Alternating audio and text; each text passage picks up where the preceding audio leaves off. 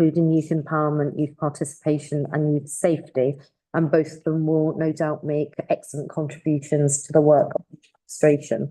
And we'll be talking a lot about the work of the administration, particularly in the context of the vision that we have for the people of this borough, which we are advancing, and this purpose underpinning everything that we do, which is about support and lifting them up and them to lead well and thriving lives for them and their families. On that note, let's jump into apologies for absence. We have Charlene McLean, Councillor Charlene McLean, Councillor Rohit Dasgupta and Councillor John Morris, but I've noted. Are there any other apologies? Councillor Sarah Roos? Councillor Anne Easter. And Councillor Anne Easter. Apologies for those have been noted. Well, I suppose I could say Councillor Miraj Patel, although I haven't been told that. I know Anne's away, but Miraj isn't here. Okay, and Councillor Miraj Patel as well. Thank you. Can I just draw everyone's attention to the declarations of interest on pages 9 to 10? In accordance with the members' code of conduct, this is members to declare any disclosable pecuniary interests on pecuniary interests they may have in any matter being considered at this meeting, having regard to the guidance attached to the agenda. So you'll have noted the guidance, pages 9 and 10. I just want one point of clarification, if I may, in light of the draft proposals, particularly as they relate to council tax and council tax reduction relief scheme. Are there any declarations that anyone needs taken at this stage, or is that all for council? Okay. Are there any declarations of interest by anyone? No? Okay, fine, brilliant. If you could just draw your attention to pages 11 and 28 of the agenda pack, and these are minutes of the decisions made by Cabinet on the 3rd of December 2024. Can I just invite Cabinet members only to approve this as an accurate record of decisions made the 3rd of December? And I appreciate for two of our newer Cabinet members, they would not have been in attendance, so you may not be in a position for those that give consideration. So I'm going to go straight to, is this an accurate record made? Yeah. Agreed. Agreed? Yep. Thank you. Appointments to outside bodies. There are no appointments to outside bodies that I'll be announcing today, albeit I do want to provide notice. In light of some Cabinet decisions that I've made, I'm going to need to find a new member nominee for one of our external bodies.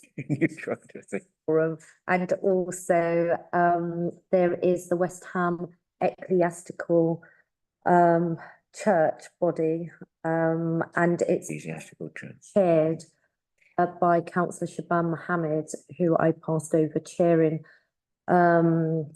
role under delegated authority on my behalf, and now he's no longer in the Cabinet. I'm going to be making a decision as to who is going to be adopting that chairing role, and there will be provision for me to appoint an officer if I so wish, but I'm going to have discussions with officers concerned in that regard. So I just wanted to note that for the record. And then is of main items of discussion. Let's move to agenda item 6 first, which is work strategy 2025 to 2035, and I'll be inviting Councillor Neil Wilson in the first instance to introduce it. Thank you very much, Chair. So Councillor Neil Wilson, lead member and Cabinet member for Health and Adult Social Care. I'm pleased to bring this report for approval of a 10-year sex work strategy and accompanying year 1 action plan. This strategy is this local authority's commitment to the residents of Newham to continue to develop and improve the response to sex work in our borough. It sets out the work undertaken towards inspiring the important elements of confidence and trust in all of our residents, including the sex workers themselves, so that they feel safe, they feel heard, and are able to access effective help and support. It is a basic human right that people should have dignity, whatever their circumstances. We are talking about, in this case, some of the most vulnerable and most exposed to all sorts of exploitation, predominantly women, but also a younger cohort involved in an industry of sex work, which some have come into, and we will talk throughout about how we're approaching that very vulnerable group. The strategy and the year one action plan are being presented to Cabinet this morning for ratification, but I must stress, Chair, that the work has been continuing to develop the response to sex work in Newham. We have taken a timely approach in order to make certain that there is a due regard to all the partners involved in this work with us, including the Metropolitan Police, people with lived experience, reference group, the very important voice of our residents affected where there has been sex work reported and been observed, but also the actual individuals and people, not just with lived experience, but experts in the field in academic research, but also representing women's rights groups, etc. And the work has already shown improvements, with the police and community safety reports showing reductions in the reports of antisocial behaviour experienced by our residents, alongside, and they're not contradictory, they are conterminous, they're coalescing around continued improvements to the support offered to sex workers, resulting in increased numbers engaging with services. And those increased numbers engaging with services has meant that this public health approach that we've taken across the whole borough, sometimes it's been stereotyped as being related to either one community or one geographical area. It is quite clear, for instance, we've opened a second hub in the Canning Town area. It is quite clear that there's different aspects to the sex work, and we need to approach it differently wherever the locations are. And it's an approach to sex work which addresses shared issues raised by all of our residents, including the sex workers themselves, during the work to develop this strategy. It includes antisocial behaviour, fears about personal and familial safety, health inequities, and access to public services. So while all of the sex workers who engaged with us as part of the development of the strategy were women who primarily were street-based, this strategy is also designed to address the needs of male and transgender sex workers who work within the borough boundary.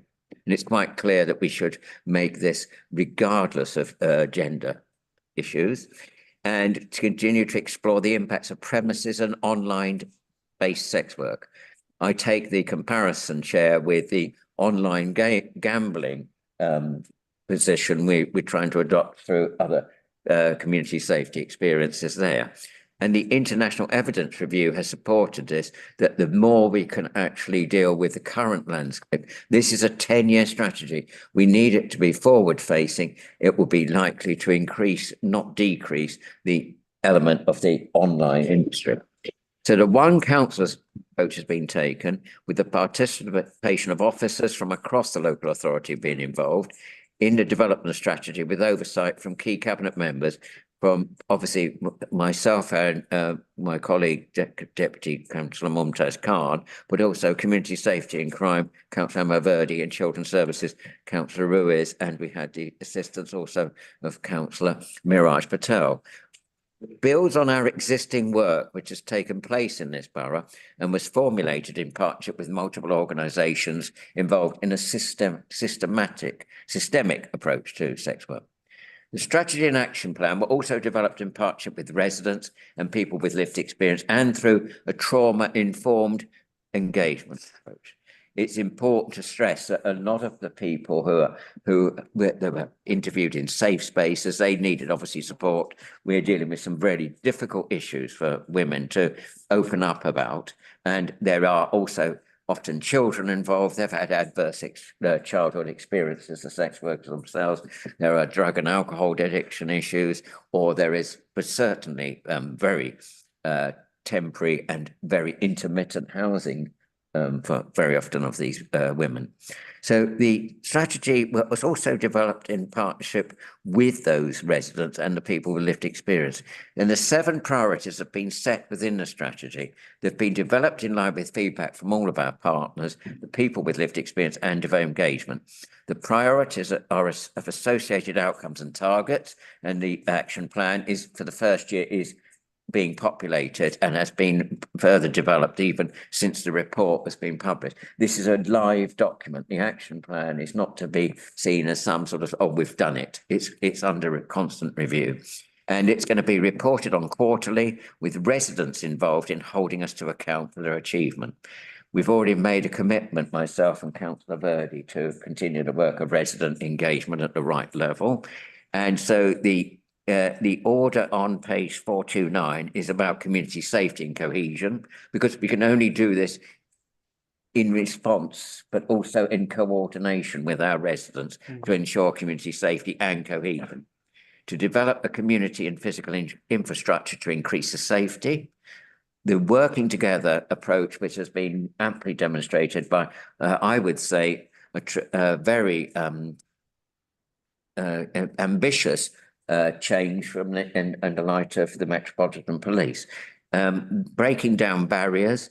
Just as an aside to that, Chair, for instance, the Metropolitan Police have already got 2 dedicated women officers who are coming out on all sorts of antisocial behaviour times, as it were. You know, they're working through the night and all sorts of things with our other partners who we commission.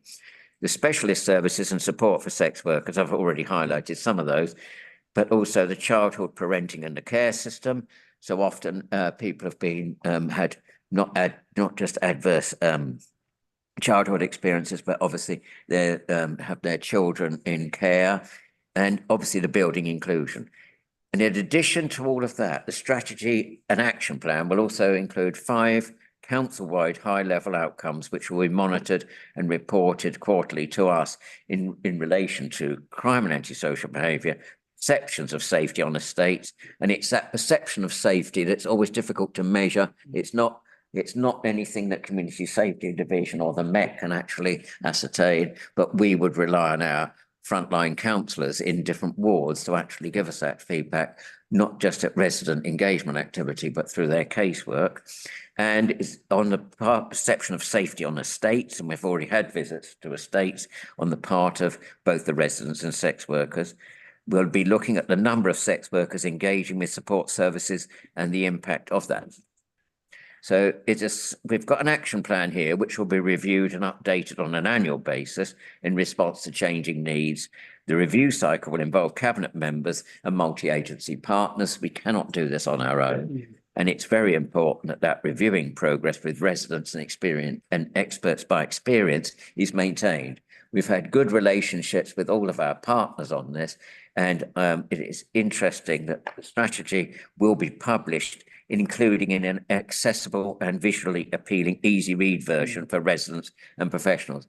The steering group of elected members was very keen that this should not be an academic exercise, so we welcome the academic input that's been to this. It is important that we have an accessible, visually appealing, easy read version for residents. Some would argue this is a brave approach. We think this is consistent with this council's values. It's human rights issues. It's about the importance, predominantly women who have been so often stigmatized, treated by communities as not visible, and yet very visible to some residents who can either exaggerate the issue or worse, to actually make certain that are not dealt with in a properly supportive environment. I think I'll leave it there, Chair. Yeah. Thank you very much. Is there anything else that Jason Spreditz you'd like to add, or Simon? No? Nothing to add, Chair. All right, thank you very much. I'm going to just add a couple of comments. This is amongst the most important pieces of work that we've done as administration in the context of the day-to-day challenges facing people in economically precarious times. We know that often people are requiring and needing to do things that they wouldn't ordinarily countenance, and that's across all genders and none. But also we've got to remember and be reminded that there's this all important point of human rights and agency that women predominantly need to be supported in for their lives. And I know that this paper has been a long time coming to formal cabinet, but the work has been prolonged and necessarily so. We have sought to sensitively engage with a whole range of voices and groups, including those from our communities that for a whole host of reasons are disturbed and feel uncomfortable with the real hard truths of life and our society.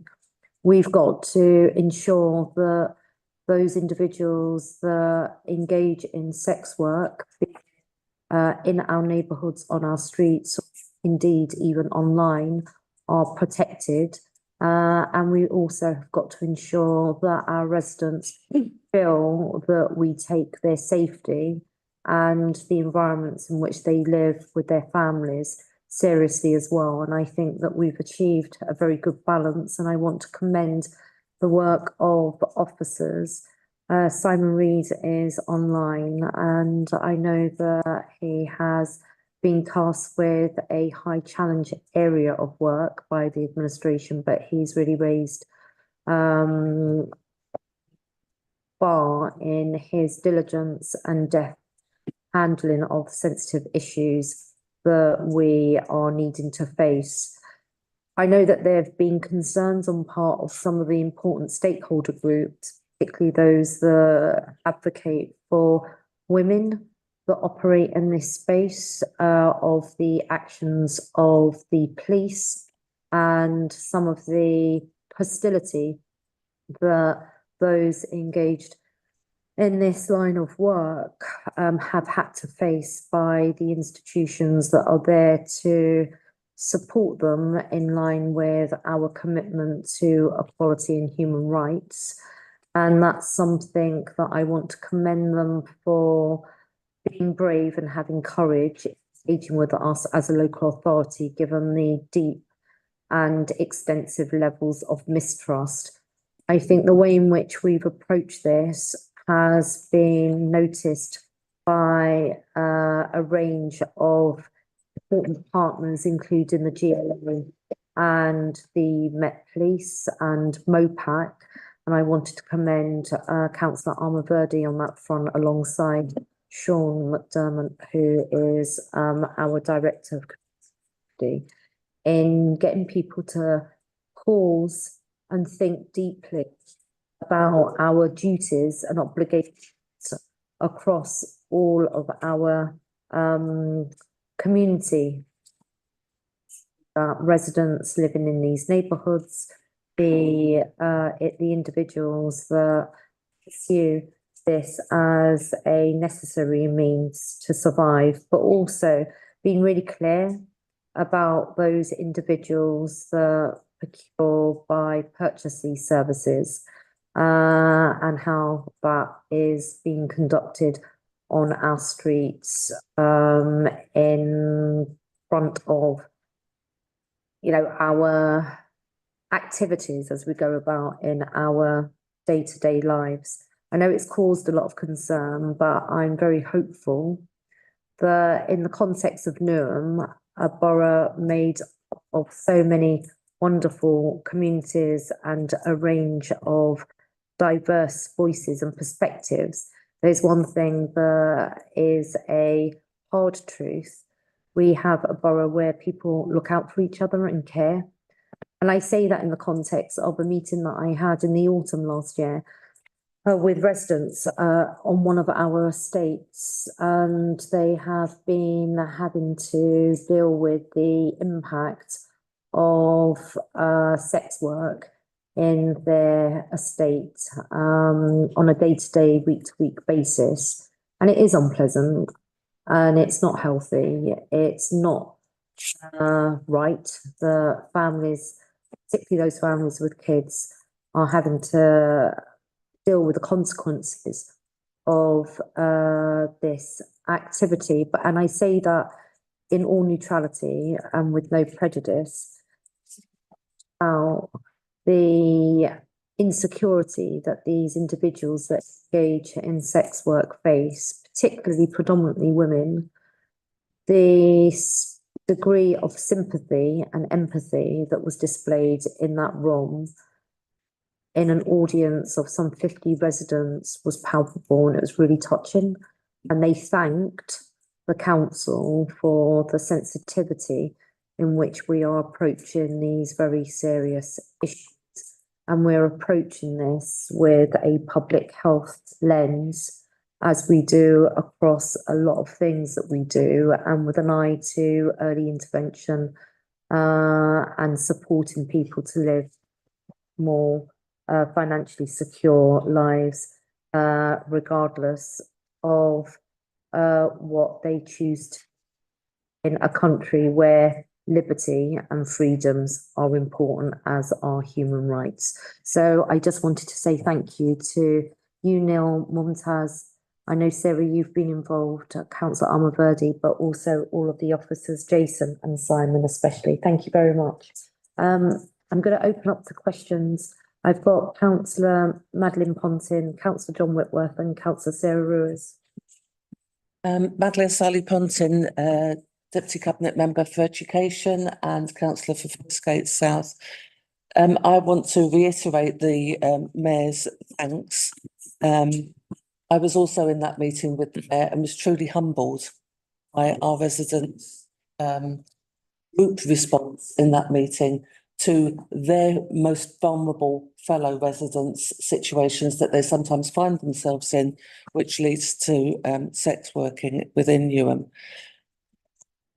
It's really, really positive to see that this report not only focuses on our most vulnerable, but focuses in on preventative work with our most vulnerable communities in which they live and which they currently are working. So you've looked at the not only of the sex workers as part of human rights, but also the human rights of the families and the other residents in the estates.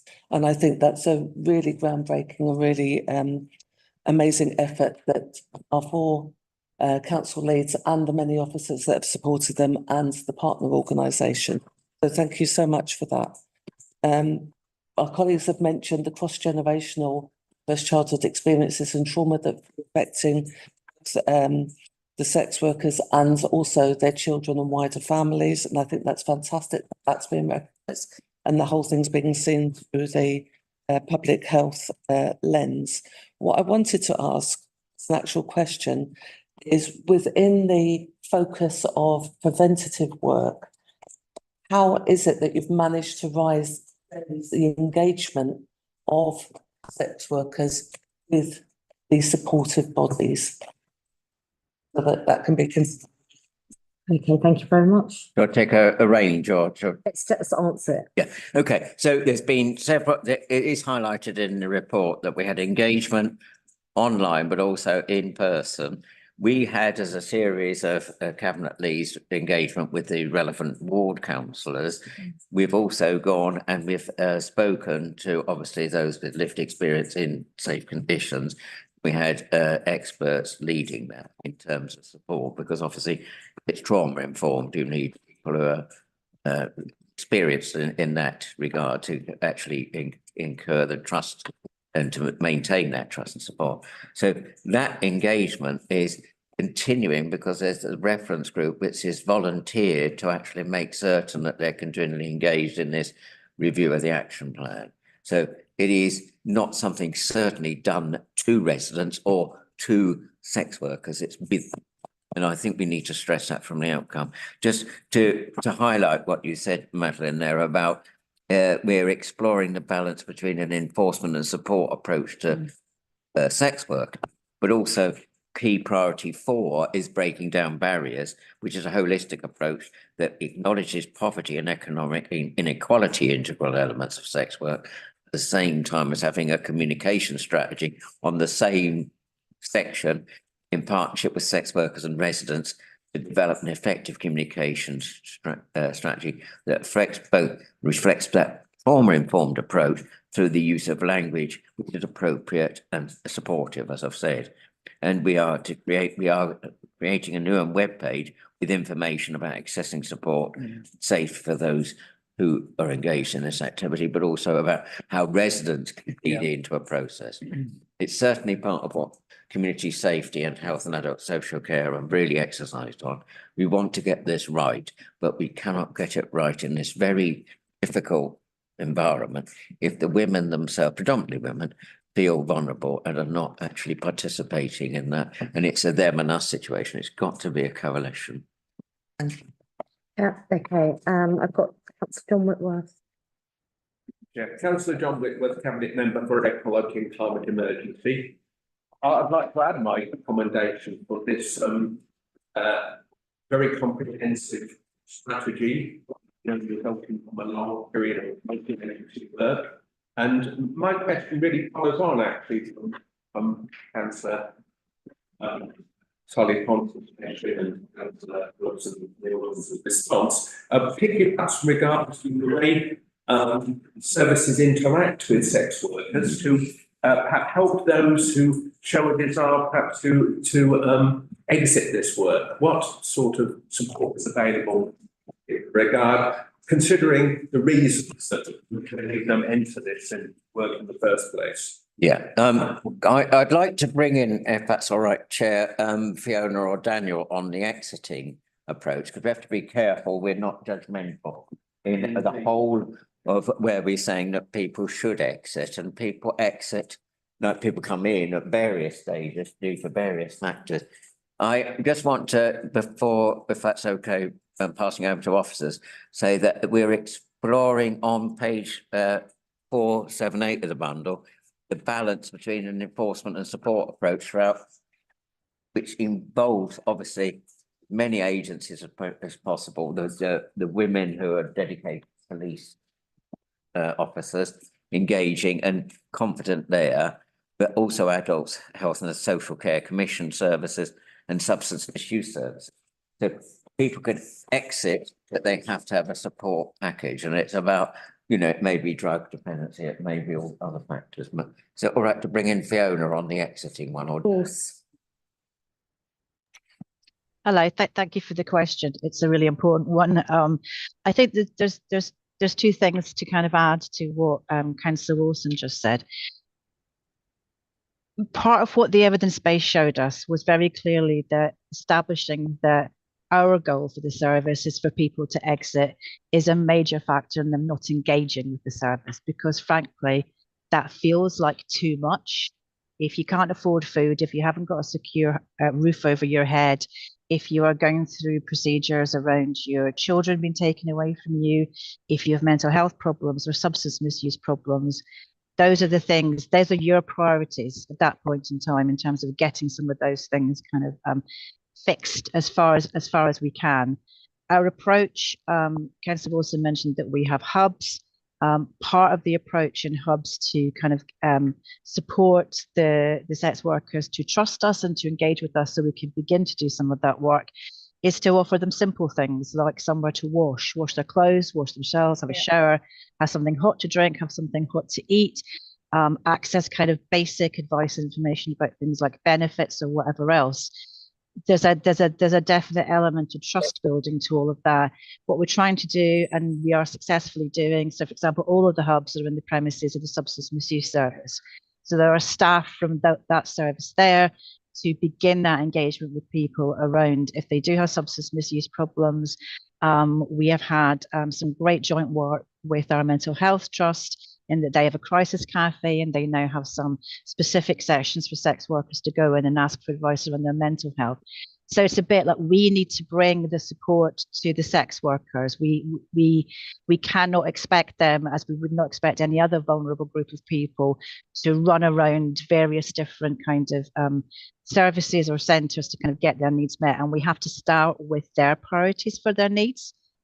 That may lead to exiting, it may not, but we need to deal with the kind of the presenting issues that a lot of them have. There's huge complexities there with a lot of the people that we work with.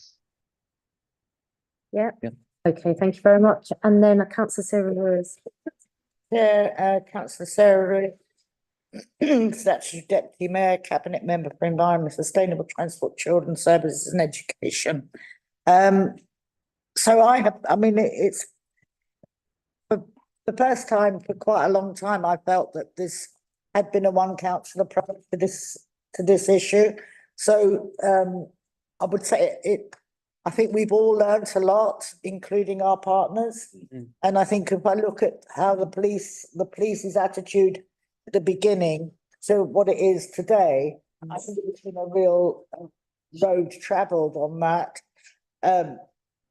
But part of, and I think that the meeting that both the Mayor and Councillor Sally Pontin attended shows how actually if things are explained, then actually our residents become far more sensitive to their needs. But we also have to recognise that for many of our sex workers, there are children involved. And I think that gone are the days where the automatic would be, oh my goodness, you're a sex worker, you can't have your children. And that is credit, I think, to certainly in Newham to Children's Social Care, who not only will the women have access to the hubs, but actually we can put then in wraparound care for their children to our family hubs, to our children's centres. So it is may not be the whole council approach, but actually there is a significant position that we have come to actually through this work. I think that it's taught us a lot. And the very fact that it's taken us, quite a long time, not quite as long time as some other task and finish groups, but is because we've actually worked in a really sensitive, collaborative way. And that is credit to the officers, and there are officers behind the officers on the screen. But actually the workshops, the way in which they have supported us to support the women, the vast majority of people that we have spoken to, means that actually our women are there in their most vulnerable place for all sorts of reasons. I mean, we shouldn't say that. I mean, not all choose, but actually many have been trafficked. Many are victims of modern day slavery, which in turn means that their children are affected. So, it isn't necessarily just the fact that it's the oldest profession in the world. And we also do recognise that this includes young men, boys sometimes.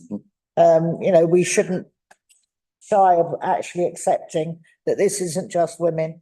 This does include men and boys, and certainly some of the work that we've been doing with our care leavers, because they are a very vulnerable group, is around protecting yourself, etc., etc. So I mean, I think this has been a really for me actually quite an interesting piece of work. I've learned an awful lot, and I will take that forward in the work that I can do with various parts of services. So thank you. Yeah. Okay, No question, of course. okay. Right, Councillor Amaverdi, do you want to say? Yeah, Councillor Amaverdi, Cabinet Member for Housing Needs, Homelessness, Private Rental Sector and Community Safety and Crime. I think it's a demonstration for us as a council and as a collective how we work effectively together with residents and those getting lived experience. I think one of the key things that I picked up through the demonstration of what we've done is having a line of communication, using appropriate language. I think this is a really, really good learning curve for all of us involved here as cabinet members and executive and officers and as a whole council. of how we collaborate with lived experience and the community. I think one of the key things around the action plans is how we continue that pathway. As rightly mentioned by Councillor Wilson, this will be reviewed on a regular basis to ensure due diligence and accountability. And I think one of the key things for me and others in our role is about how we've effectively gone out and engaged with the community as well. At the same time, whether it's been myself, going to different parts of the borough, and same with the wider cohort of experts that came in to help and support that, because I think that's fundamental in terms of how we build this line of communication, which is sometimes taboo. I think that's what's really important for me. Yeah. So I think what I've found as part of the process of going through such a sensitive subject matter is some of the things that we might have not considered, like Councillor Ruiz mentioned about exploitation, modern day slavery, and how partners like the Metropolitan Police have come along the way to change a perception and how they've actually embraced some of the work that they would actually normally do and change the perception of how they would engage with such subject matters. So I think what is testament to the partners involved in this, they've seen a different approach is kind of a different way that we to take this. So just testament to everybody involved of how we can actually do this in a methodological way with the right people involved, and residents are key part of that. Yeah. So that's what I'd thank you, Chair. I'm going to take Councillor Blossom Young and then Councillor Mumtaz Khan. Thank you, Chair. Councillor Blossom Young, Cabinet Member for Housing, Landlord and Tenant Experience. Like colleagues, I really want to commend the whole team that have worked on this report, which feels really pivotal actually in the approach that we are taking around this really important issue, and that real balance between those working in sex work and also residents who are impacted by the impact of that. And I think it's a really sensitive approach, and I think that the one council approach is incredibly important with that. And I really recognise the kind of depth of work and engagement that has taken place to get to this point of the strategy. And I guess there's something about this is a 10-year programme with a 1-year action plan. And there's something about how I've no doubt this will be a live document and that this is an ongoing piece of work. But I wonder, in terms of focusing on kind of there are a lot of actions for a 1-year period with a review process to be setting for the next year. Given the complexity of some of the challenges involved, slides, whether there is room to think about a kind of longer time frame for thinking through the actions in terms of actually getting to some of those outcomes. You know, we're not going to get there quickly with a lot of it. I think that's an important challenge to us as a team. Of the elected member team will be looking at the quarterly progress made on this. The action plan itself is obviously for 1 year only, but there's a load of things. For instance, in response to what Councillor Rui was saying about support for family connectivity, interventions which focus on maintaining family connectivity where safe focus, keeping children with their mothers or maintaining mother-child relationships. That's to be established within the CYP directorate, but it'd be for us, Sarah and myself with Mumtaz and Amma, as a coordinating cabinet leads to make certain that officers are tasked, but also that we're informed and how we may shape that. So there's 3 prongs really. The quarterly review, because we want to get it on continuing process for the first year action plan. Then there's obviously the reference already, but it's more important as well to get that in terms of the figures. I mean, the outcomes of engagement from the project, which is already commissioned, validated or with measures about safety, accommodation, support network, legal, which we haven't mentioned, health and well-being, but also throw into the mix the needs of a range of sex workers have been addressed, like Sarah was indicating, LGBTQIA, so the full gamut of for those who are male sex workers or boys, in fact, trans sex workers, disabled online sex workers, and the thing which we haven't mentioned so far in this discussion, the very important engagement with faith and group leaders, because so often people have used, and I think as a man of faith myself, have used their faith to actually be an impediment to real engagement, being too dismissive and on to a sort of, if you like, a sort of negativity and, without even opening up about the discussion. Has already been highlighted. The more we have the discussion, the more that it becomes less threatening for people to discuss, the more safe we can make it for the discussion to take place. Some of these are going to be easier Yes. by definition. I don't think that any of the team would argue that this, from the cabinet or the officers, this is going to be easy. Or 3 stages. It's over 10 years. Certainly not for sort of, this action plan may in year 2, it may not more populated, but also have the evidence there. Exactly. Yeah. Great, thank you. Yeah, okay. And then I had, sorry, Mumtaz. Sorry, it doesn't feel right. Mumtaz Khan, Deputy Cabinet Member for Sorry. Health and Adult Social Care. It doesn't feel right if I didn't mention something today. This has been a process, it's a very sensitive issue. It's been a lot of work done by officers as well as members, and the contribution of those members who are not here. I think one of the things that was raised by Councillor Whitworth, I just wanted to mention that 4.26 to 4.29 does go into some details about the level of support and the organisations who are working with sex workers. It goes into details about who and where and what services are available. I know a lot of work has gone into this report and the overwhelming support from this room. And I'm just hoping that we can carry on working on this strategy. I mean, it talks about the quarterly strategy group that's going to work on it and will meet and review quarterly. So I'm looking forward to doing some work with my colleagues here.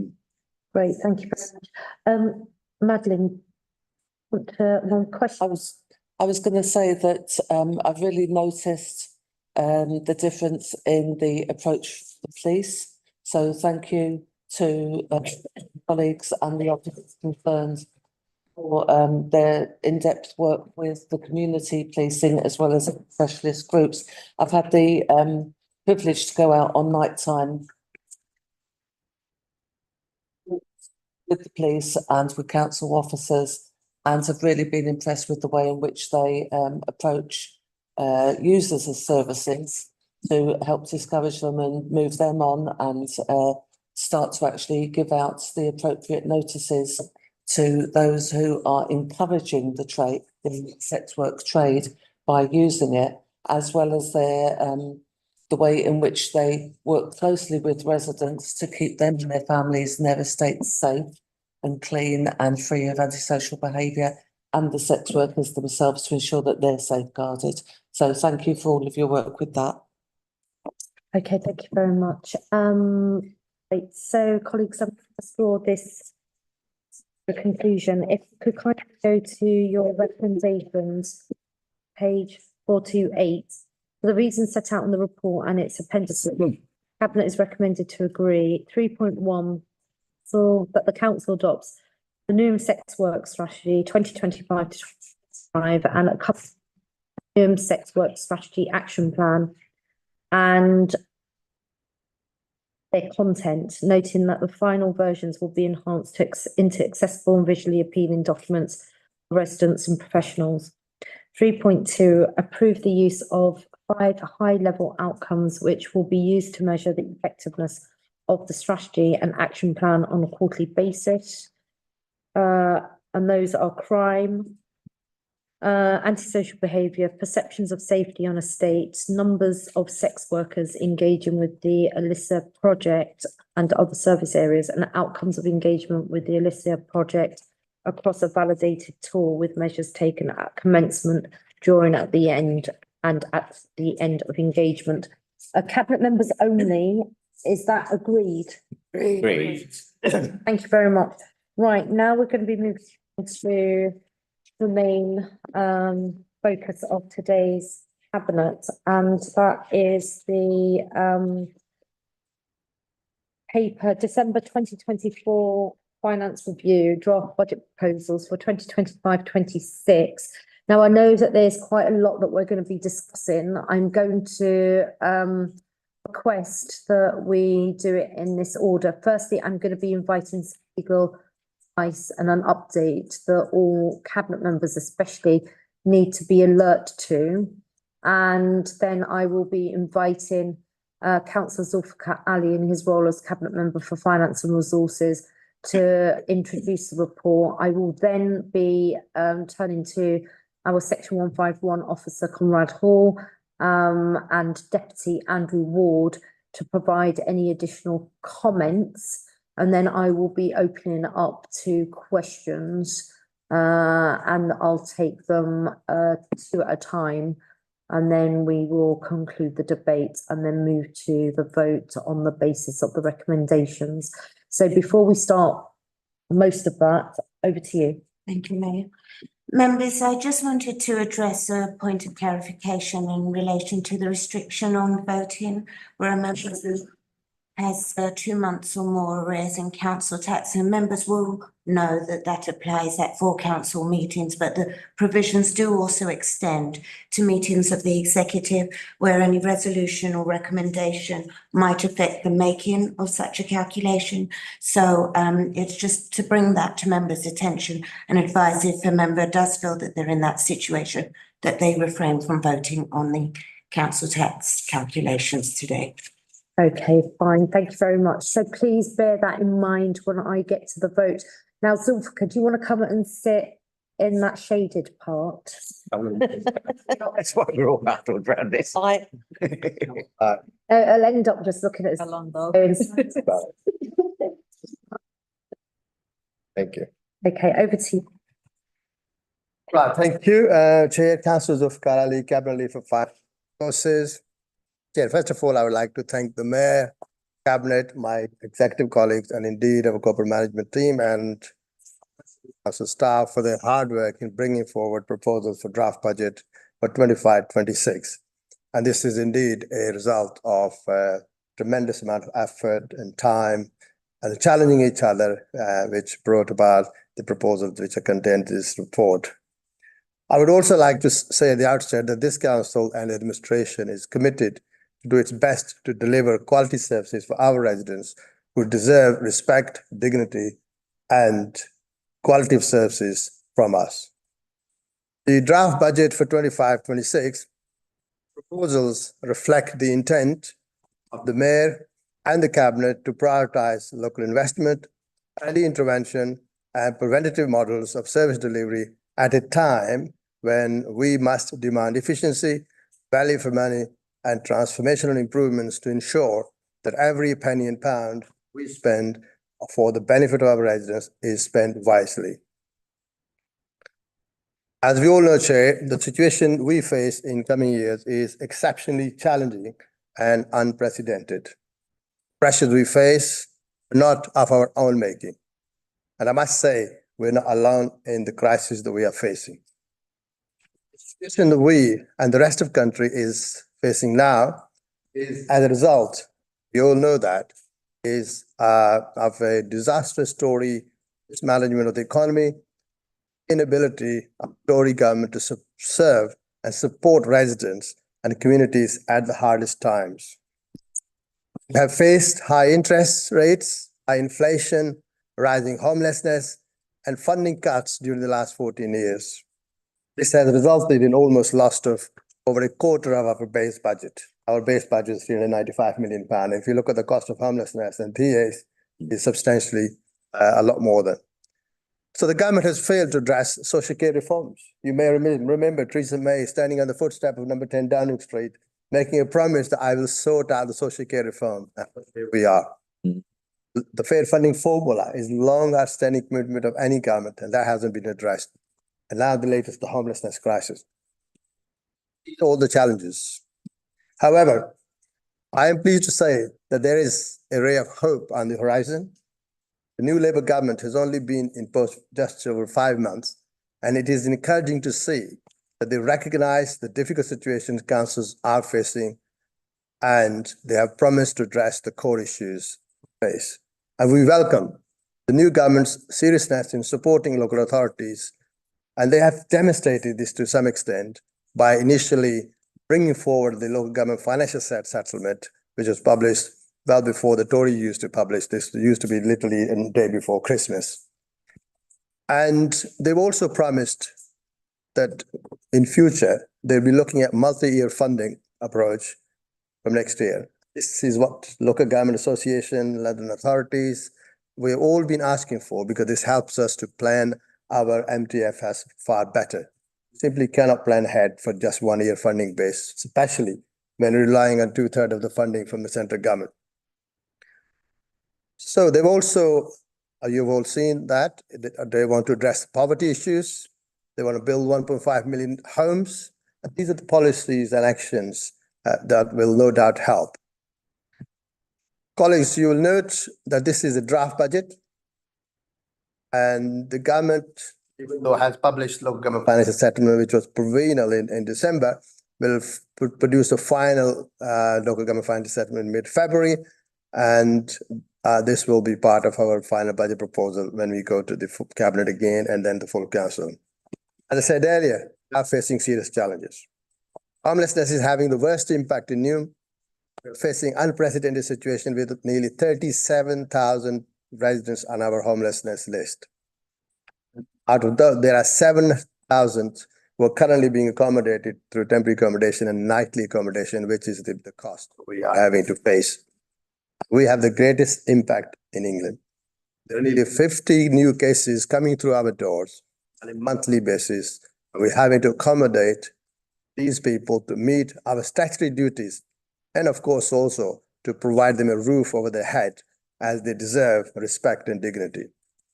I'm sure my colleagues, Councillor Amavardi, can shed more light in terms of what is being done to tackle the crisis within the means that we have. Clearly, this is something, most of this is outside our control. The impact of tea as it stands is beyond our ability to manage on our own, as the costs are rising. And if you look at the numbers, they are well over 40% of the total budget we have. But we have statutory functions to perform, health, social care, children's services.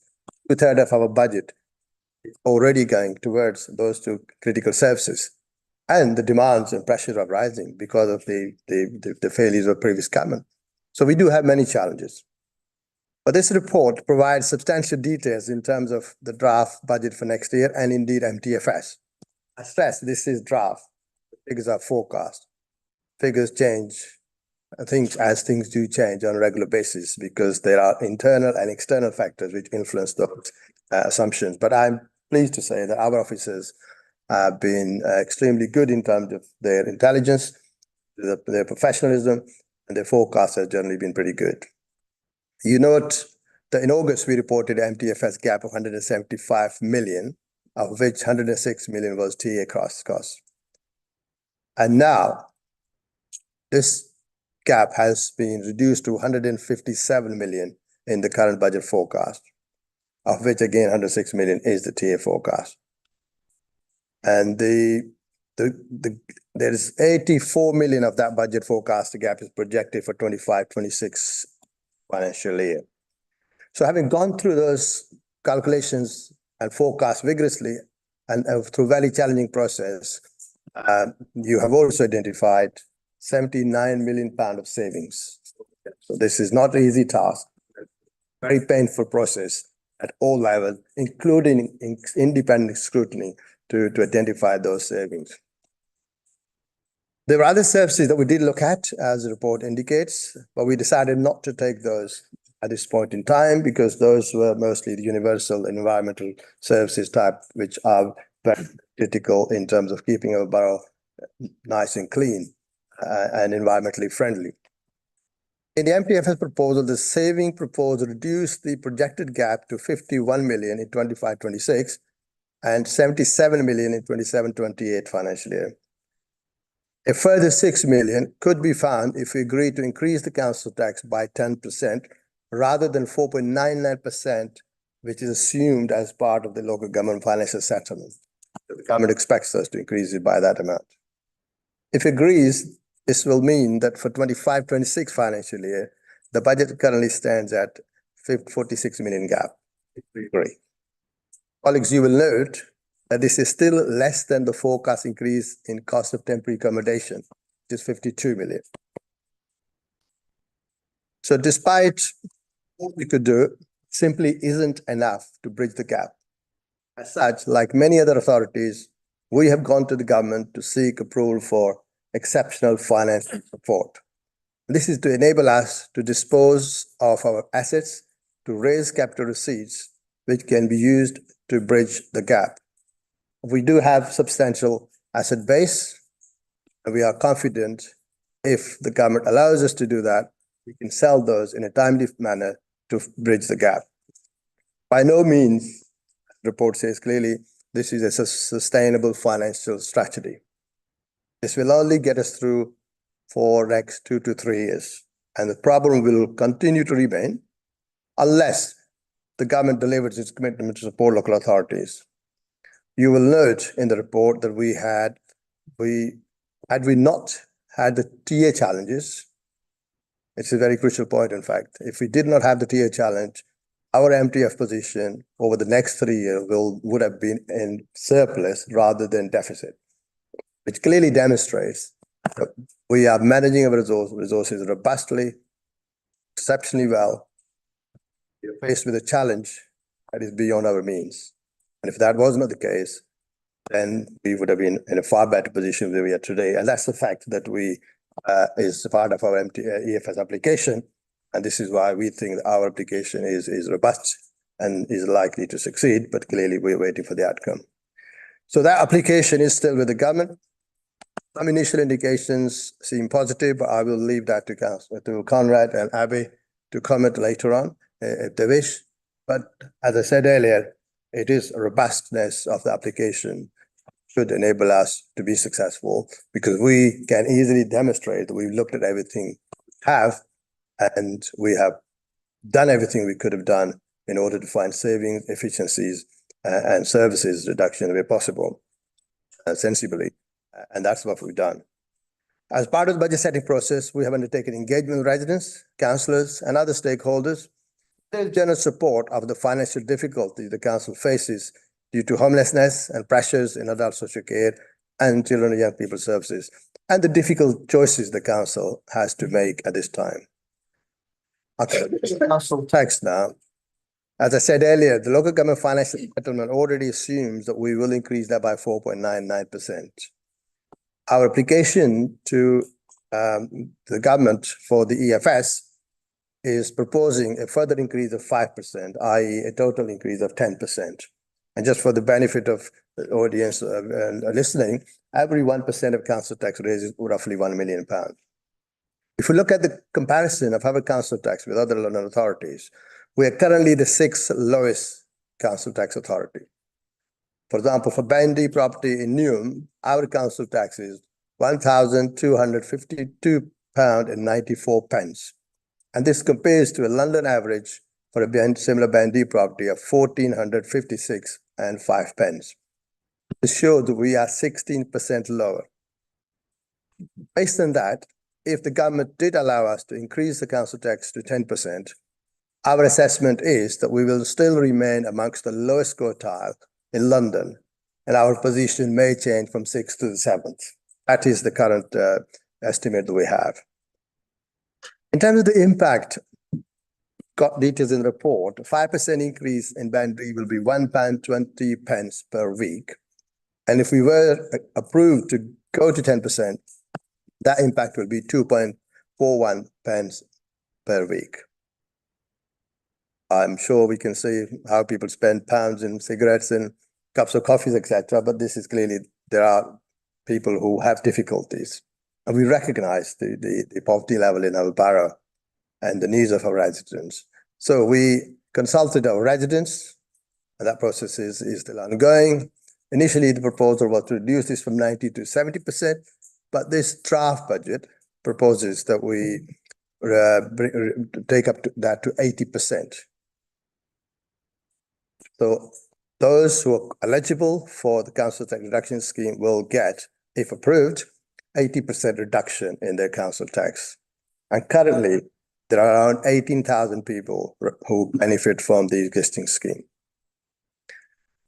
If they lift the council tax by 10% and change the council tax reduction scheme to 80% support rather than 90%, then the recipients in Band D have to pay £3.59 a week. And we recognize the difficulties some residents may have, and we will support those. We all hear in national press and from various charities that there are many people nationally who are missing on their entitlement of various benefits. And this is due to lack of awareness and understanding or help. And I can say here that we will endeavor to increase our efforts to support those who could claim additional benefits where necessary. And may I also say, Chair, that this proposal of council tax reduction scheme brings us in line with our neighbouring boroughs. Currently, the range of the authorities, as you will see in the report, is from 50% to 85% as a reduction support. As I said earlier, this proposal is subject to approval, particularly as we are requesting the government to allow us to do that through the bespoke referendum arrangements. This is expected to be announced in February, as I said earlier, and it will be included in the local government financial settlement final proposals, which will also indicate which authorities are going to be permitted to increase the council tax beyond 5%. So this clearly shows you that there are many other authorities who go the same route, just rather than us. So we await for the government decision, and I'm pleased to say that our chief executive and our corporate director of finance have been in touch with the ministry on a regular basis, and I'm sure they will say a few words after me. Finally, Chair, as I said earlier, I'm fairly confident that our EFS application is robust enough to succeed.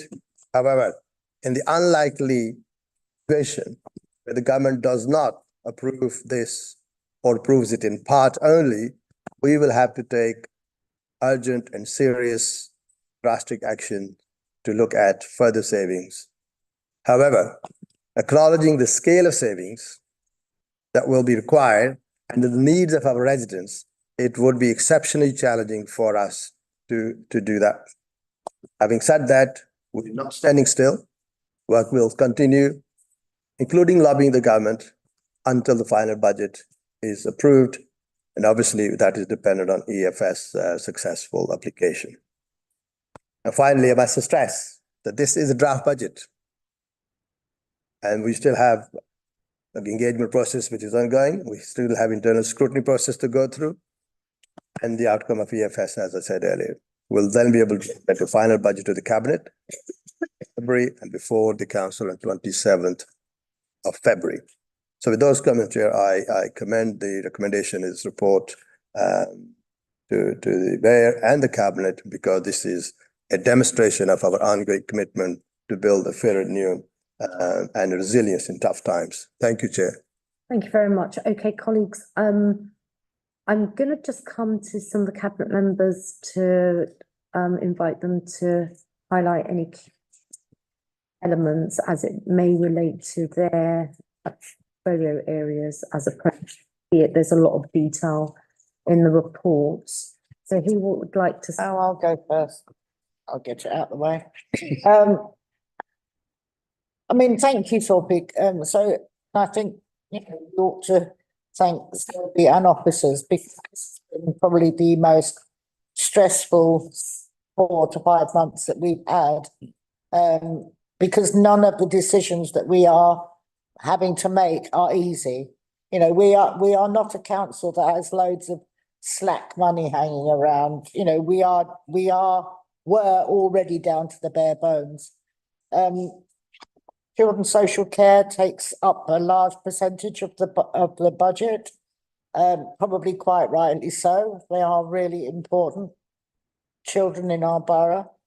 But actually, Sophie talked about the government and how we need to continue our lobbying. So I think it was just yesterday that they announced about the additional money and what they were going to do with special education needs and disabilities. You know, I won't need to say anything here that actually the money that has been allocated does not even touch the side of the deficit that across London, just London have in their SEND budget. You know, I think ours is currently standing at something like 12 million. It will grow. It's not going to get any easier unless actually action is taken. And then the biggest issue for us, or the biggest, is an issue as a cost of our placements. And that isn't a Newham issue. That is not just a London issue. That's a nationwide issue. And actually, we have private companies making shed loads of money out of the vulnerabilities of our children. And I think that needs to be said loud and clear. And I think the government needs to start acting on some form of cap, because we probably, I think maybe 15 to 20 of our children are costing us millions every year. And it's not that well, they are special, obviously, but it's not as if the placements that they're in are special. You know, they are bog standard, and the higher the need of our children, the higher the cost of the placement. But it is extortionate. But every decision that we have made in children's looked at the effect that it will have on our children and families, because they are most important. We can't, you know, so the decisions that we have to make, we have actually looked at the consequences, because there will always be a consequence. So in looking at how we can save money, we've looked at restructuring and looking at how we can promote the preventative agenda. And that isn't just about, you know, being great for our budget, but actually, you know, do all of our children do they need to come into care? Is the way in which we can support families at an earlier stage? So, you know, hence the family hubs, that it's like a catching them early, our children's centres. So, you know, those are the things that we have had to look at. But obviously there are decisions that we've made, and one of them obviously is Debden. And I'm not going to apologise for putting Debden up for sale. If we had a choice between Fairplay House and Debden, Fairplay is used by probably 90% of our schools every single week of the year. Debden campsite is used by 18% of our residents. And that isn't every week of the year, because as we all know, that will only be mainly in the summer, because nobody camps in the winter. Well, I don't think so. So, you know, those are the choices that we've had to make. And if we have to sell Debden, and, you know, I think that it's likely that the campsite will remain. I mean, you can't build on it, you can't farm it, it's land that is there protected, then that's what we will have to do. And actually, Zulfikar's right, if we don't get the emergency, the extra money, EFS, then actually we will have to be looking at far, far greater cuts, or savings, as we call them. And, you know, we need to keep on talking about the effect that the punitive 14 years have had on local government. So, you know, we have had to take all these measures, but it's always with the best interests of our residents, and in my case, children, when we've made those decisions. Thank you. Okay, thank you very much. Councillor Neil Wilson. Yeah, thanks very much, Chair. So from the point of view of adult social care, I'll start in regard to, you know, what Zulfikar, and thanks again for the hard work of Zulfikar as Cabinet colleague and others, helping us along this difficult journey with our officers.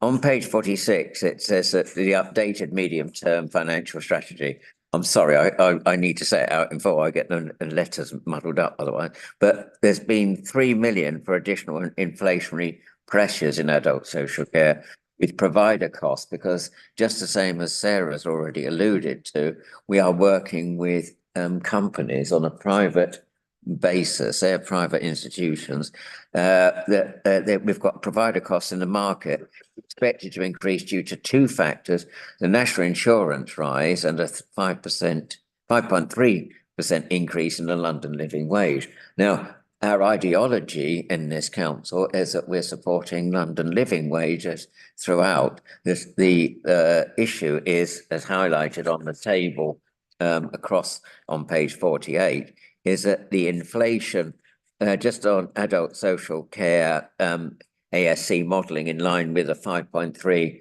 increase in London living wage is a cumulative impact of 11.25 million. And we are dealing with some very expensive placements, just as Sarah's already highlighted. The growth estimates, though, are detailed thematically in that expanded, I'll try and risk it this time, MTFS. And on page 49, it does say that 20 million for adult social care does cover demographic growth. We have a young population. The youngest population was us, but it's now Tower Hamlets, but we have an increasing number of elderly people. That's why our ageing well strategy is important for the preventative work that we're trying to do to save people having either domiciliary care in their own homes, but the very expensive care packages that are in residential care. 20 million for adult social care covers demographic growth, price inflation at a level that matches the North East London network expectations, because obviously people, when they go into residential care, are not necessarily placed within our borough boundaries. And I'll talk about that in a moment, about out borough placements. And there's a structural budget gap between current budgets and current forecast expenditure. Councillor Ali rightly referred to the reform in adult social care. He pushed it primarily over the last 14 years into the proverbial long grass. We have a commitment by the government, I think last week, in terms of how they're going to work in a cross-party way to ensure that there is a more sustainable, and it needs to be connected with obviously 3-year budget planning that we've already alluded to, but also a more stable situation. And it's important, I think, to stress on that modelling is that the inflation and the modelling is far more robust than we've ever had it. And that is a tribute to our officers and particularly some really robust discussions I've had with private care providers. On page 51, it alludes to the current government grant funding. Obviously, government grants, and I welcome the commitment by central government to actually have more grants that are combined so that there is this a slightly easier way to look at the pots that are coming in. On page 51, just as 3 I want to highlight, which is relevant to the service area that I'm the cabinet lead for. The ASC, the Adult Social Care Market Sustainability and Improvement Fund, we get 6.4 million. So despite rising demand and prices, this grant is actually cash flat. So hence a real terms cut. That's just one thing that highlights that. Further down the page, there's an adult social care discharge grant, which has been rolled into better care grant. But this council, along with all others, does have an increasing issue with the health service, sometimes making certain that the discharge rates are from adult acute care situations into local authority care. We need to make certain that that's a far more robust and sustainable footing. It is quite obvious, Chair, that the NHS budgets are also, particularly in the North East London area, facing terrific pressures. And our partners, we work very closely with our partners in both Barts Health and East London Foundation Trust. It's not to negate any of their pressures. The Social Care Support Grant has come in at 600 million in additional funding across the whole of Britain, I think, the whole of England, sorry. And so our funding allocation has only gone up by 6.9 million. Now, you may say that sounds a lot of money, but in the context of the very expensive provision, and just like Sarah's area, this is quite an expensive and huge area of our budget costs. I just want to highlight that on the MTFS revenue proposals, clearly they have been worked at and worked at. The challenge often is for people to say, well, you've had this time to restructure, you've had this time to actually do more preventative work.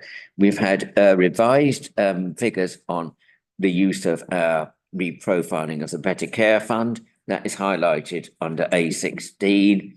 That is an area that we'll continue to look at. We're looking continually at promoting independence, supporting people to access the right care and support at the right time, maximising independence. And that we have a savings projection over the 3 years of 8.9 million. It is in the context that we've delivered, in fact, 103% of our medium-term financial savings targets last time. So we've overachieved, but it doesn't mean that we're complacent. And I want to finally end up by saying, Chair, that the modelling on the MTFS, where I started, is not just about demographic pressures, the increasing complexity of people living longer with more multiple conditions. There are structural pressures based as evidenced by the latest monitoring. We are doing grant recovery. We're also looking at as many areas where we can, and that is where I want to leave the debate from my point of view, along with Sarah, that we continue to explore avenues where we do more in-borough provision, where supporting accommodation we've got some exciting work already in place there, haven't we, with the transition work in terms of residential provision. That we have more control, we have more targeted interventions, and for our young people and adults, we think better provision. So the more we can develop our own provision using the supported accommodation model, the special purchase vehicle, the more that we are able to make longer term savings. Obviously, they cannot be delivered. You can't just take a building over because it often needs to be adapted and modified and fully equipped. But we are on a journey which I think is a potentially exciting one to make certain that we do reduce the costs in a constructive way and most importantly for the needs of our residents. It's a really good point, and it actually to the early prevention and early intervention approach that has been a significant consideration in the budget discussions and challenge sessions that we've been having. I'm going to move over to Councillor Amaberdi in the context of temporary accommodation. And the sun is feeling the heat now.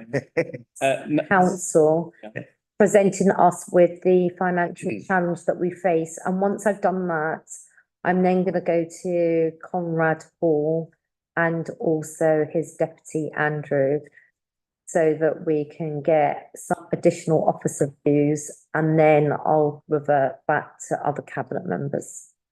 Thank you, Chair. Yeah, just as Councillor Ali highlighted, without the temporary accommodation pressures, the council would have been in surplus, right? So it goes to show you in terms of financial management, due diligence, the council, how we are performing really well. I'd like to highlight 7.4, which in shows like the governance that's been taken to ensure there's robustness of the forecast that's been presented. I think one of the biggest challenges on a micro level, I'd describe it actually when it comes to temporary accommodation, is the cost of nightly accommodation that we have to provide. And one of the biggest challenges that we've seen is some of our providers that will provide accommodation have actually gone through the process of actually increasing costs. So that has a massive impact on a council in terms of provision that we're going to provide. One of the biggest things we want to provide for residents is to ensure that they are in borough and they have secure accommodation, which does provide a challenge its own. One of the key things that I look at in terms of best practices, where we look at examples of other boroughs and what they've tried to achieve and do. I think that's some of the proactive work that's taken place to try and tackle some of the sort of costs that we've seen that have been incurred to us as a council, whether that's policy we've looked at and reviewed to ensure that we're robust our measures of how we ensure people are staying in borough, and same again in terms of provision around the secured accommodation for 6 months, 12 months, and the longevity of it. But those micro pressures that we have seen from providers that we would normally use, and those increased costs do have a knock-on effect in terms of our budgets that we have seen. So on a micro level, those are things that we have to contest with.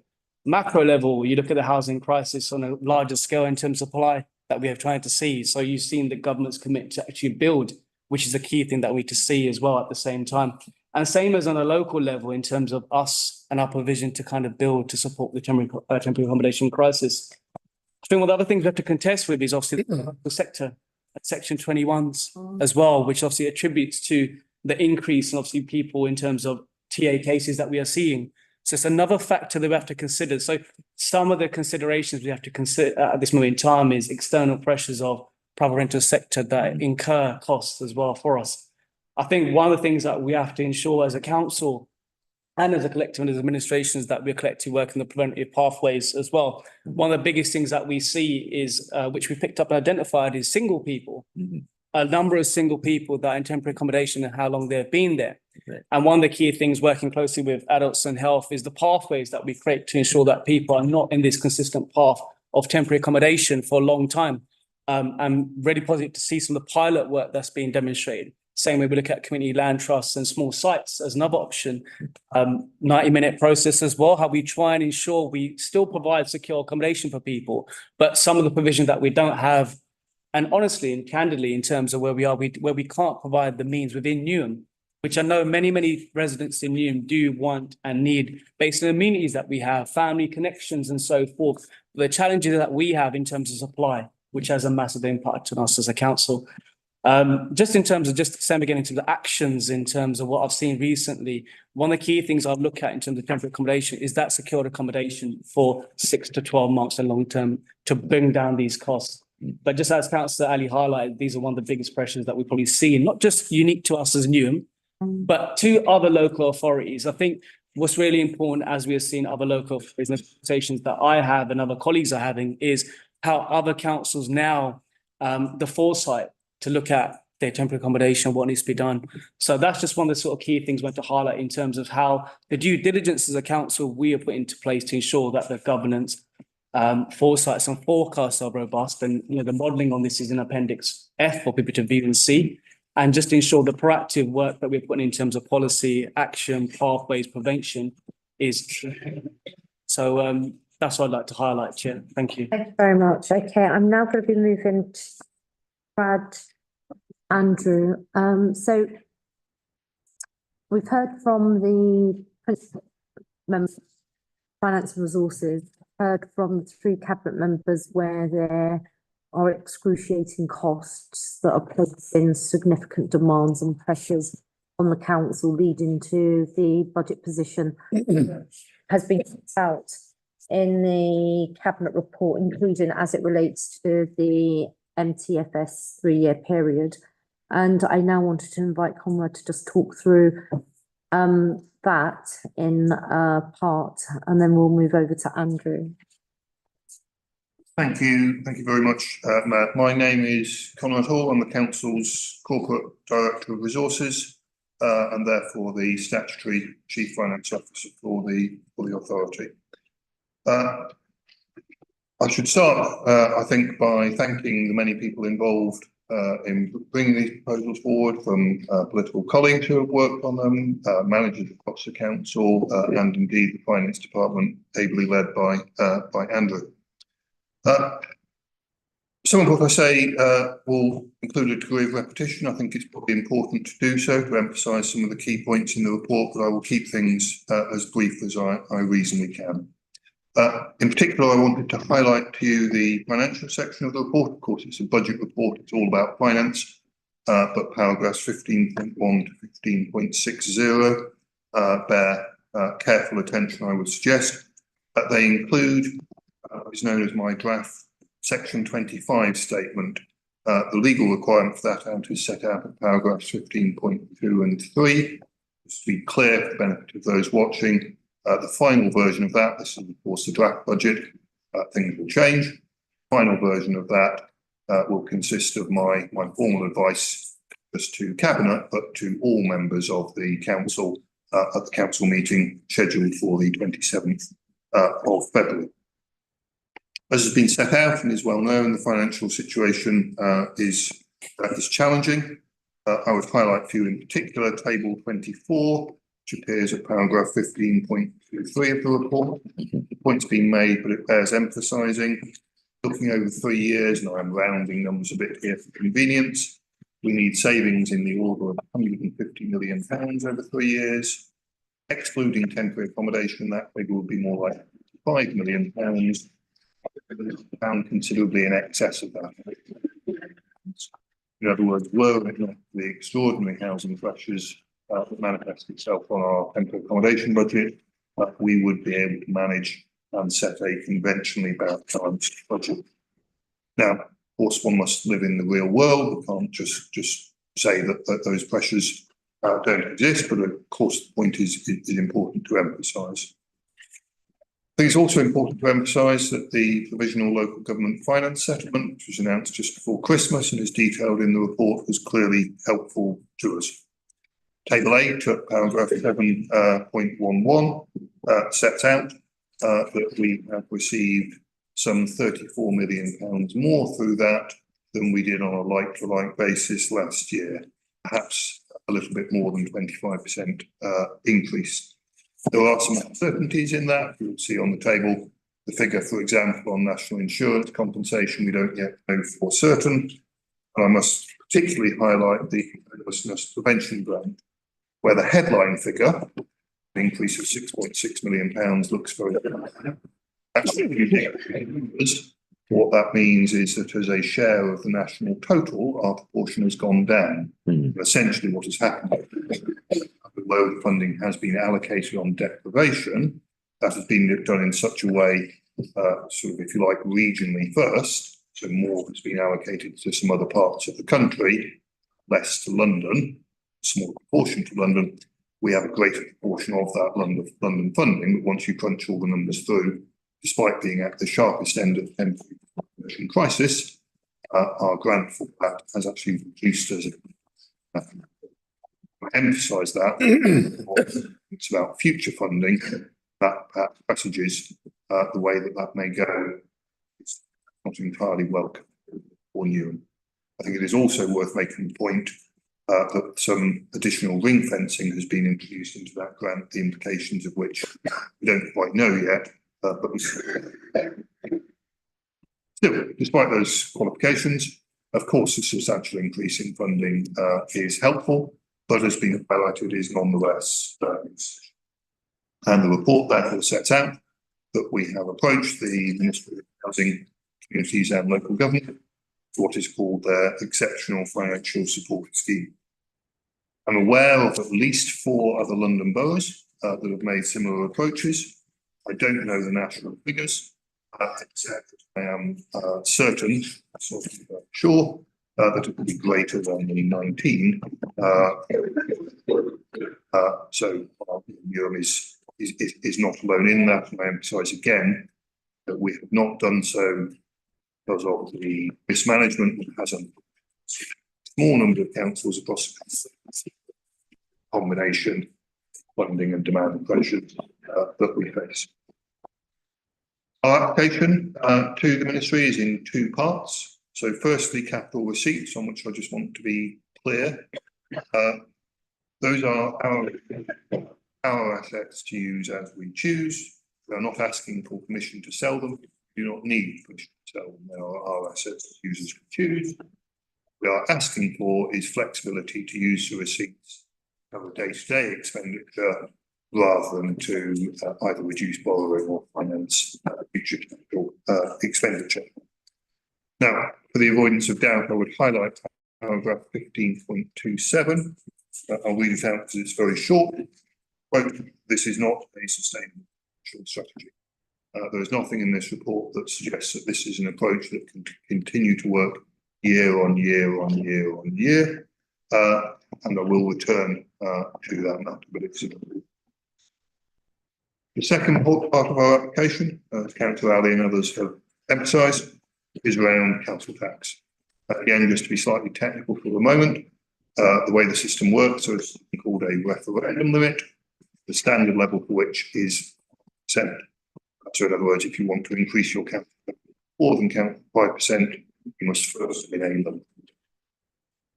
Technical level, what we have requested of the ministry is a bespoke referendum level of 10%. In other words, to be able to increase council tax by 10%, very, very strictly 9.9%, without the need for that referendum. And Charlie gave you the figures on that, tad over 1 million a year per 1%, or something like 5.5 million each and every year. What that's worth in financial terms. Clearly, one should not look at council tax solely in terms of the revenue to the authority. One must make a political judgment on residents. And for example, again, to emphasise the point Councillor Ali made, once you work all the proposed changes through, including the support, which would still be at 80% for the most financially vulnerable, that equates to an increase of something like £3.50 a week, depending on exactly what size property the resident lives in, a little less, probably for the majority of our customers. So, if despite those significant measures, this is not a sustainable financial strategy, it is a question then what? And at 15.31, I describe this approach as essentially buying us a breathing space. Government has committed to a review of local government funding to be in place for next year, long overdue, I might add, and they have emphasised that they will be paying specific attention to counterweight education significantly. That is why I've spoken a bit about the homelessness prevention grant. We must just be careful to be too complacent, perhaps, about the implications of that, because as that allocation has shown, a greater weighting to deprivation not necessarily translate a greater share of resources for Newham, depending on exactly how we work. It also gives government time for their hope for economic growth and housing policies to take effect, which work. Clearly, I'm sure everyone would want them to. Those would also start to reduce the pressures on our budget, particularly in respect of temporary accommodation. But of course, it is possible that our application for exceptional financial support may be refused, or indeed, over the course of the next 2 or 3 years, these reforms that I've spoken of do not come out in the way that we hope. I think it would certainly be fair to say, of course, the EFS application is a matter for the Minister to decide, but to the extent that I can comment, I think I could be cautiously optimistic at this stage. I certainly think the application is well constructed, well evidenced, and have some cautious optimism that it will be approved. I cannot give that assurance. But if it were not, or if the government policies did not have the effect that is hoped for, then sooner or later I would be in a position of being compelled to issue what is called a section 1.4 notice.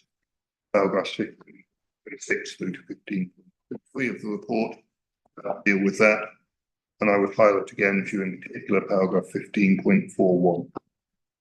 Issuing a section 1.4 notice does not mean that the council can then choose not to meet its statutory obligations.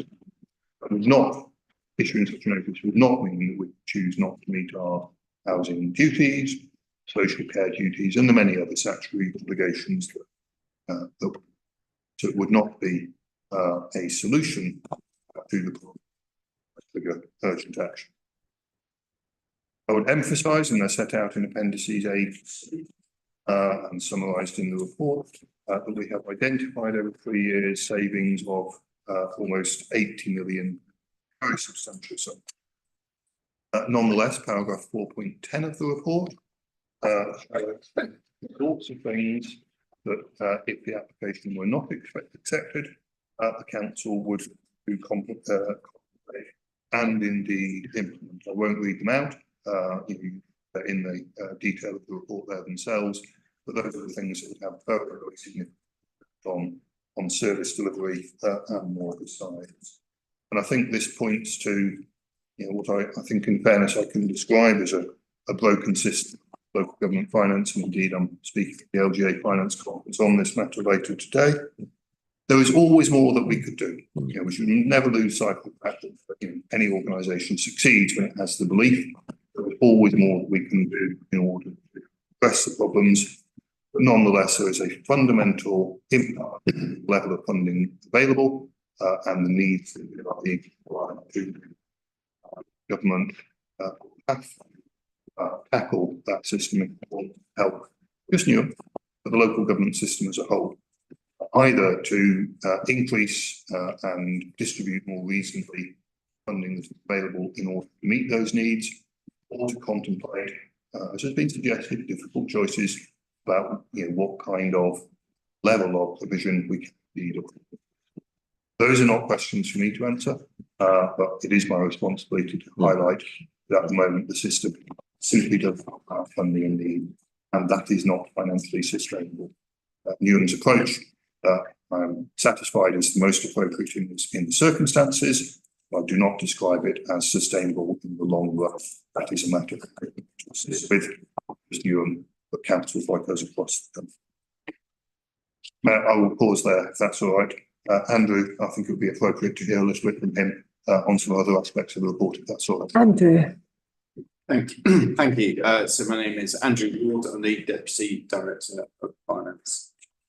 I'll try not to cover ground already covered. I would like to sort of respond to a few bits really that we've heard about already today. I'm quite pleased actually with the work that's developed over the last few months with regard to our estimates, that is the budgetary growth that we've put into this report, to these proposals. That work will continue to develop, but I think it's really become very important to understand and explain within and without externally to the organisation the assumptions made in budgetary growth, not just what those assumptions are, but why we have made them. It's hard to predict the future completely accurately, precisely rather, but I think we've had a good go really at explaining those assumptions and demonstrating that in this report and elsewhere. That's particularly true with temporary accommodation, which of course is the biggest and largest financial pressure. This is increasingly true in social care, where we also have very significant budgetary pressures as well. I'd also like to sort of say thank you actually to the Cabinet colleagues, the directors and their management teams, particularly with the development of the robust and well thought out savings plans in appendices A to C. Councillor Ruiz mentioned earlier how challenging putting this set of budget proposals together it certainly has been. I think that's for all concerned with the professionals who care very much and see that care very much about the services that run. So this has not been easy. Grateful for this sort of professionalism. Experience across the council. The council is a large, obviously a large and complex organisation. The focus of much of the discussion naturally relates to the general fund position. Of course, this set of budget proposals also covers the housing revenue account and the plans for managing that next year.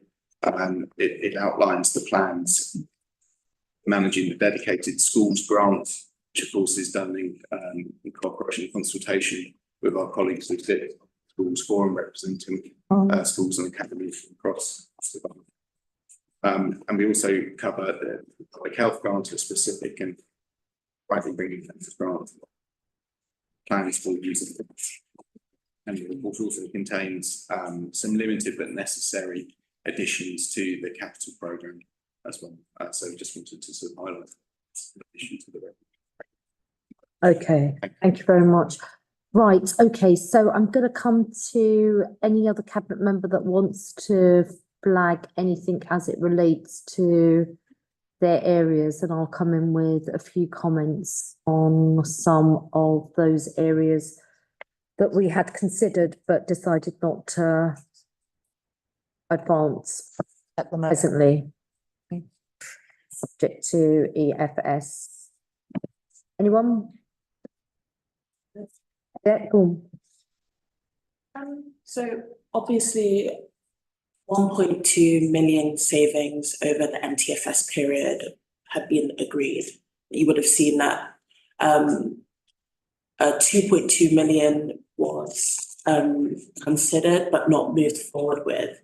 I think it's important to note that the Youth Empowerment Service, as with children's, is integral to protecting our children. And whilst many might see it as something that is discretionary, it is something that makes sure that we are protecting our most vulnerable, making sure that our young people have good life chances in Newham. The closure of youth services has only ever been associated with lower educational outcomes, higher offending rates, and in a borough like this, it's not something that we can afford to see. I think this is obviously something that we can discuss at a future point, but the 1.2 million savings was highly considered to make sure that obviously with the ending of the VCFS Commission, but making sure that the provision of the youth empowerment services is functional to make sure that the children are still able to get everything that they are able to out of the services and be able to have the support which they deserve from us. And so, yeah, that's my comment on that. And I guess if anyone has to say. Thank you very much. Any other comments? No.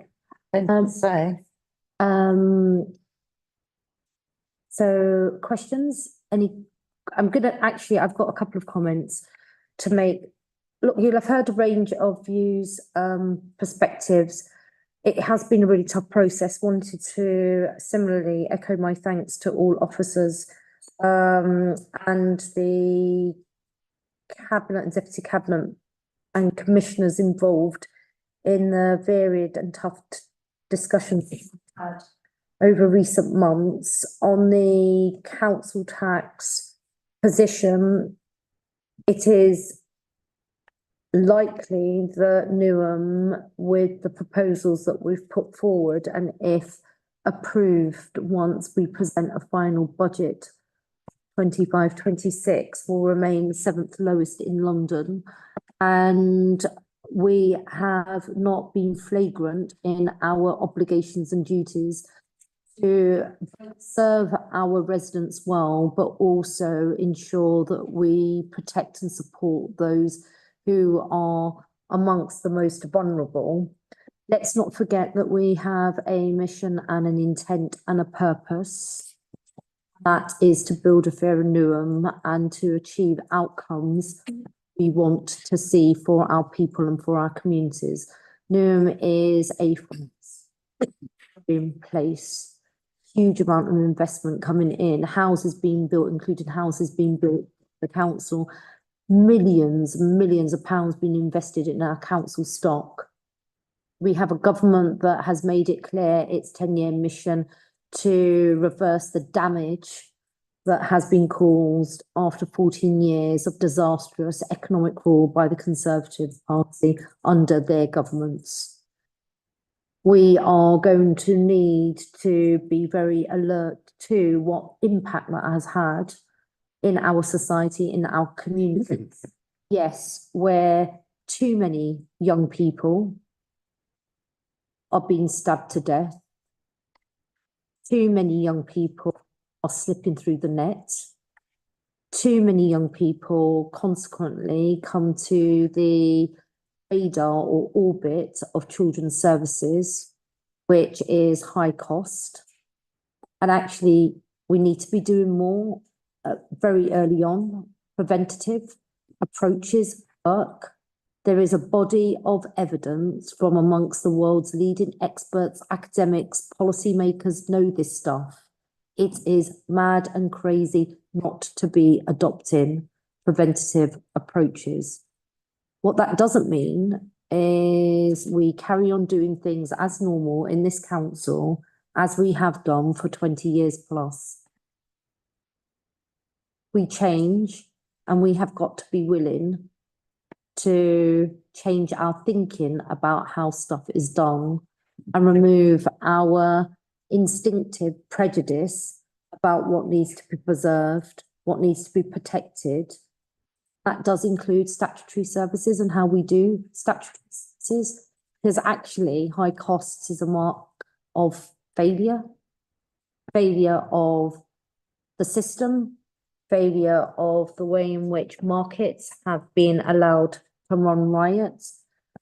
Councillor Sarah Roos made a very pertinent point about the drivers of high costs in care, in children's care, when you're needing to protect and safeguard kids that have been groomed and exploited into county lines.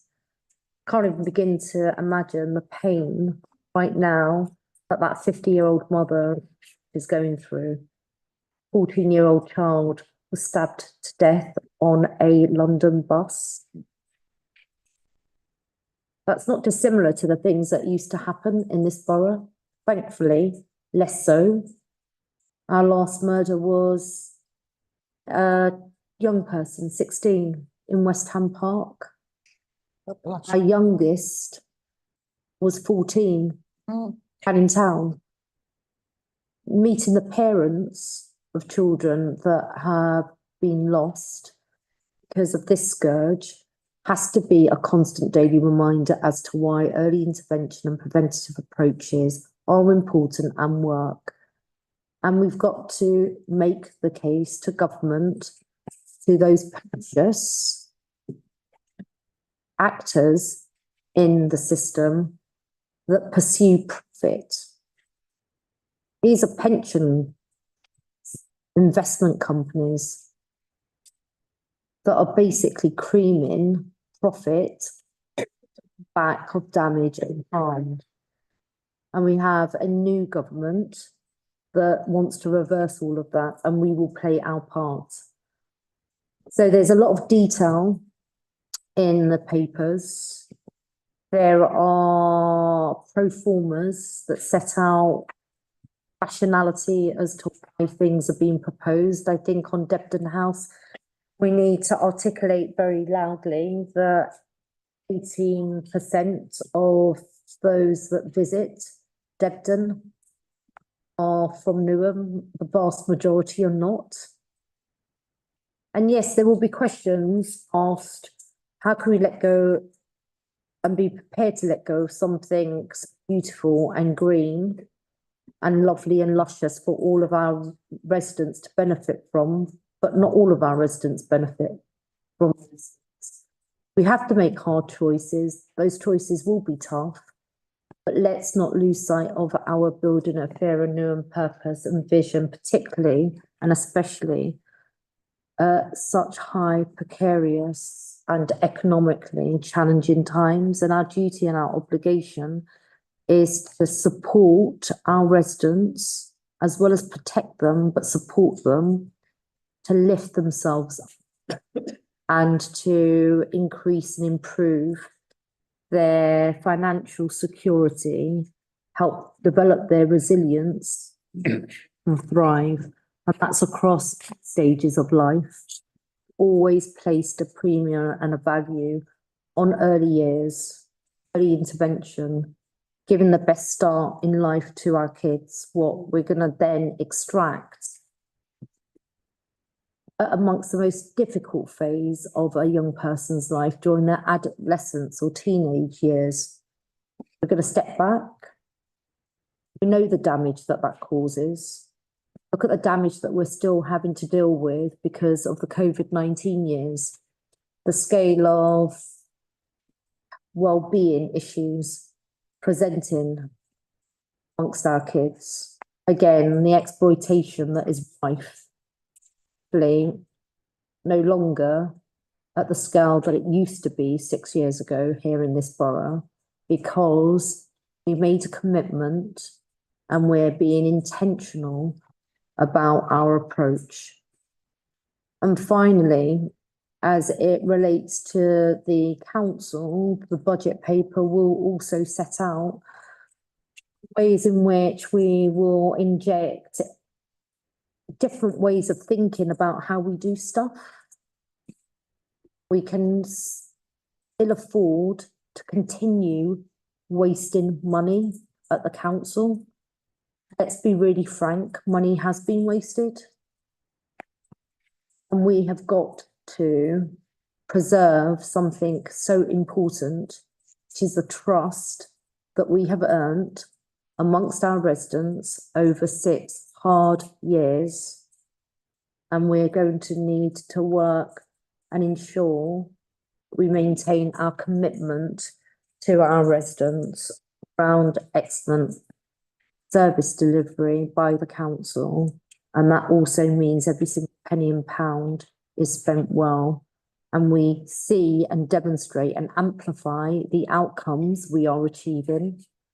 And that means broadcasting, communicating clearly, creatively, truthfully, honestly, and well. We haven't been good at that. That's going to stop. We're going to commence with an engagement with our residents, other valued partners in our borough, small businesses, medium-sized businesses, innovators, entrepreneurs, large-scale businesses to invest in Newham are here and want to invite others to come as well. Our councillor colleagues, including those on scrutiny. Scrutiny has a legitimate role to play. There will be perspectives. Life is full of perspectives. But I know that we are right because we are driven by mission and purpose, which is building a fairer Newham to address systemic inequality, tackle poverty, lift people up and help them out. I'm gonna come to questions now. So I've got Councillor Blossom Young.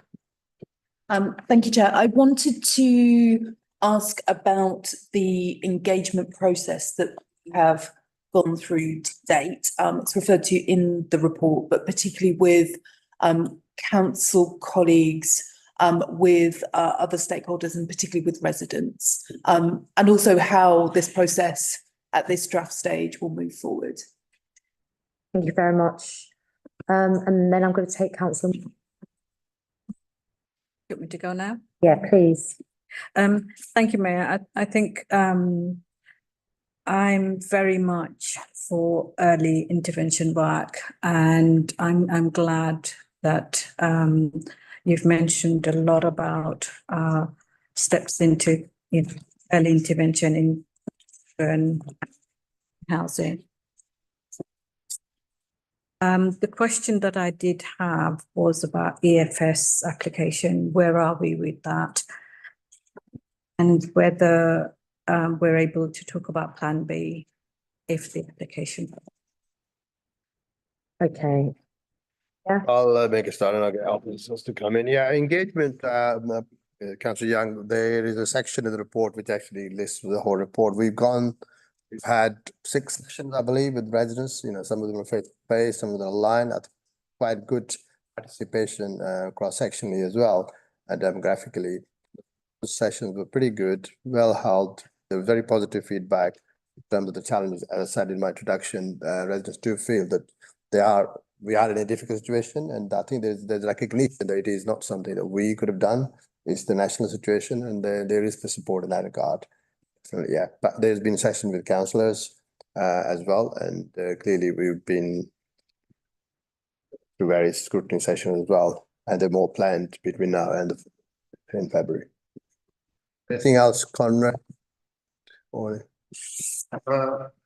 not really, Councillor, no, on the engagement, it's 13.3.14.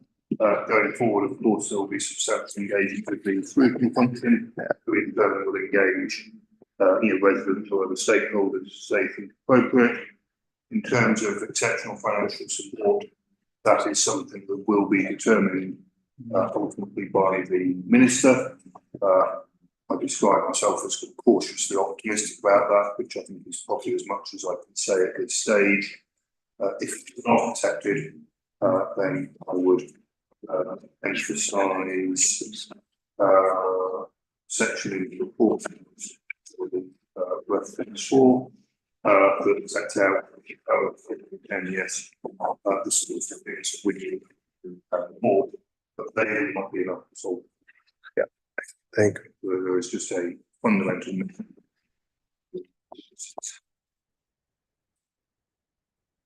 Okay. Any other questions? No. Fine. Colleagues, there is a extensive recommendation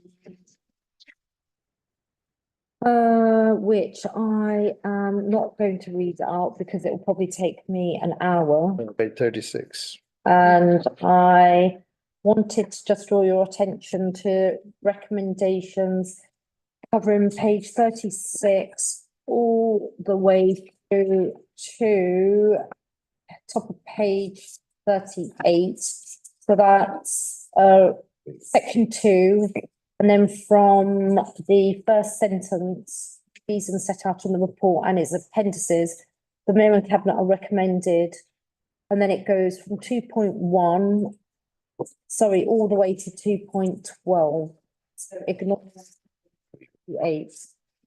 So that's 2.12 to note that the MHCLG have advised that applicants for EFS by any council are unlikely to be determined until late February 2025, and that we should consider setting a reserve date for full council early in March, the arrangements for which are in hand.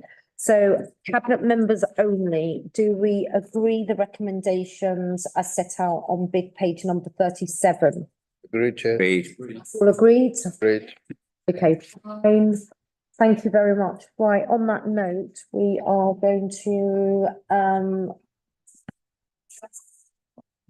final agenda items in the agenda pack, exclusion of the present public. And then can we just note, and I'll need agreement to formally note, agenda item 8, exempt appendix for agenda draft budget proposals for 25-26. And those are contained across pages 505 and 514. Cabinet members only, can we agree to note those? Yeah. Agreed. Yeah. Thank you very much, everyone. I look forward to seeing you at the next meeting of Cabinet, which will be later this month. And in the meantime, I wish you well. Take care.